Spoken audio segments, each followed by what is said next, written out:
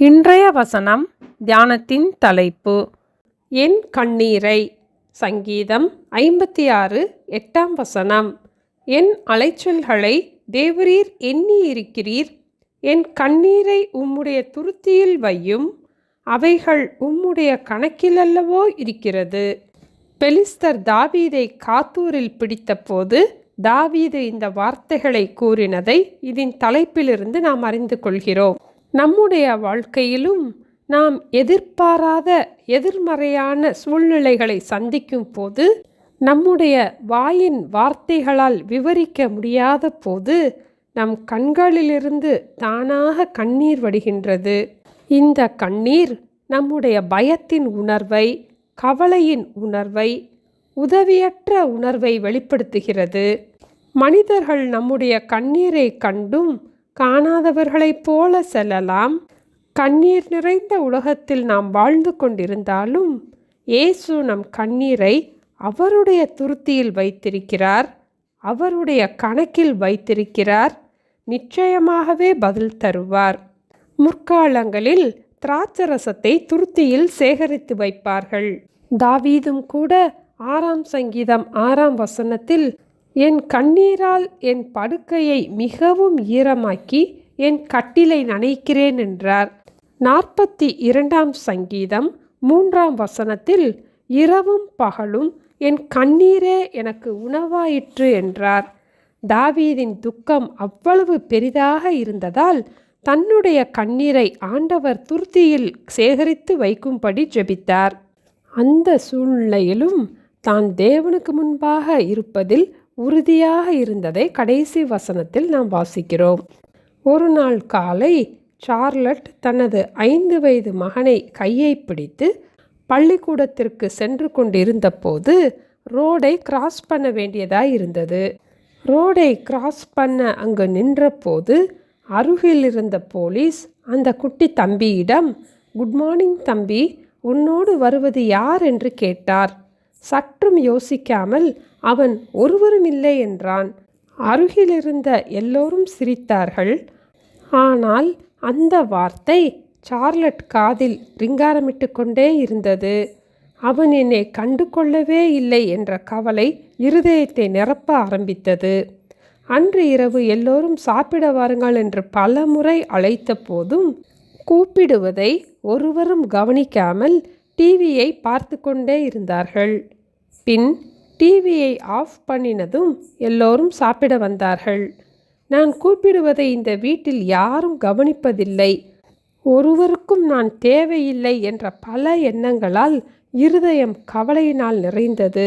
இது போன்று பல காரியங்கள் இருதயத்தை நிரப்ப நிரப்ப நான் இருப்பதே யாருக்கும் தெரிவதில்லை என்ற எண்ணத்தினால் கண்ணீர் ஓடிக்கொண்டே இருந்தது.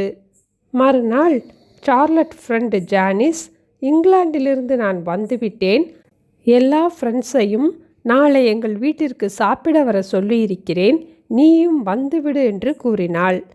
சார்லட்டுக்கு நான் இருப்பது யாருக்கும் தெரிவதில்லை என்ற எண்ணம் மனதிலே மேலோங்கி இருந்ததால் சாதாரண ட்ரெஸ்ஸை போட்டு அப்படியே சென்றாள். மற்றவர்கள் நன்றாக ட்ரெஸ் பண்ணி வந்ததை பார்த்ததும் நானும் நன்றாக ட்ரெஸ் பண்ணி வந்திருக்கலாமே என்று நினைக்கும் போது ஜானிஸ் வந்து, உனக்கு நான் இந்த கிஃப்டை வாங்கி வந்திருக்கிறேன் என்று கூறினாள். திறந்து பார்த்தபோது த கிரேட் கத்தீட்ரல்ஸ் ஆஃப் யூரோப் என்ற புத்தகம் இருந்தது. அதன் முதல் பக்கத்தில், டு சார்லட், யாரும் பார்க்காத போதும் நீ கட்டி எழுப்பிய தேவனுடைய மாளிகையை பாராட்டுகிறேன் என்று ஜானிஸ் எழுதியிருந்தாள். அந்த புத்தகத்தை வாசித்த போது அதில் பெரிய கத்தீட்ரலை கட்டினது யார் என்று தனிப்பட்ட ஒருவரை குறித்தும் குறிப்பிடவில்லை. அங்கு கட்டினவர்கள் பலர் தங்கள் வாழ்க்கையையே அதற்கு அர்ப்பணித்து பெரிய தியாகத்துடன் கட்டினார்கள். யாரும் அவர்கள் கட்டினதை பாராட்டவில்லை. பின்வரும் நம்முடைய தலைமுறை பிள்ளைகள் ஆண்டவரை இந்த இடத்திலே தொழுது கொள்வார்கள் என்ற எண்ணத்தோடு அதை சந்தோஷமாக கட்டினார்கள். ஒரு நாள் ஒரு சிறு பறவையின் சிற்பத்தை அமைக்க ஒருவர் பல நாட்களாக அங்கு வேலை செய்வதை பார்த்து அருகில் இருப்பவர், ஏன் இப்படி கஷ்டப்பட்டு செய்கிறீர்கள் என்று கேட்டபோது ஆண்டவர் பார்க்கிறார் என்றாராம். இதை வாசித்ததும் சார்லட் மனதிலே, ஆண்டவர் என்னையும் பார்க்கிறார், என் தியாகத்தை பார்க்கிறார், என் கண்ணீரை பார்க்கிறார். யாரும் என்னை பார்க்காவிட்டாலும், என்னிடம் அன்பாக பேசாவிட்டாலும், நானும் ஆண்டவருக்காக கட்டுகிற ஒரு பெரிய கத்தீட்ரலில் வேலை செய்கிறேன். இன்று தெரியாவிட்டாலும் என்றாவது தெரியும். ஆதலால் இனி நான் சோர்ந்து போகாமல் என்னை நம்பி ஆண்டவர் எனக்கு தந்த பொறுப்பை நிறைவேற்றுவேன் என்ற எண்ணம் வந்ததும் கண்ணீர் நின்றது. இதுபோல ஒவ்வொரு நாளும் நாம் ஆண்டவருக்கென்று பெரிய மாளிகையை கட்டுகிறோம். தேவ பக்தியுள்ள சந்ததியாகிய நம்முடைய பிள்ளைகளை தேவனுக்காக வளர்க்கிறோம். யாரும் பார்க்காவிட்டாலும் நம் பிரயாசத்தை, நம் கண்ணீரை, நம் தியாகத்தை ஆண்டவர் கணக்கில் வைத்திருக்கிறார். அதற்குரிய பிரதிபலனை ஆண்டவர் நிச்சயம் தருவார். நாம் ஆண்டவருக்கு அவசியம் தேவை. நம் பிள்ளைகளுக்கும் புதிய ஆண்டில் தினம் ஒரு வசனத்தை கற்றுக் கொடுப்போம். ஆண்டவருடைய வார்த்தைகள் அவர்களை போதிக்கும். யார் நம்மை கண்டு கொள்ளாமல் இருந்தாலும் நம்மை கண்ணோக்குகிற ஆண்டவர் நாம் அவரை நோக்கி கூப்பிடும் போது நிச்சயமாய் பதில் தருவார். என் அலைச்சல்களை தேவரீர் எண்ணியிருக்கிறீர். என் கண்ணீரை உம்முடைய துருத்தியில் வையும். அவைகள் உம்முடைய கணக்கில் அல்லவோ இருக்கிறது. ஜெபிப்போமா? எங்களை நேசிக்கிற எங்கள் அன்பின் ஆண்டவரே, எங்கள் அலைச்சல்களை, எங்கள் கண்ணீரை, எங்கள் பிரயாசத்தை காண்கிற தேவனாக நீங்க எங்களோடு கூட இருப்பதற்காக ஸ்தோத்திரம் அப்பா.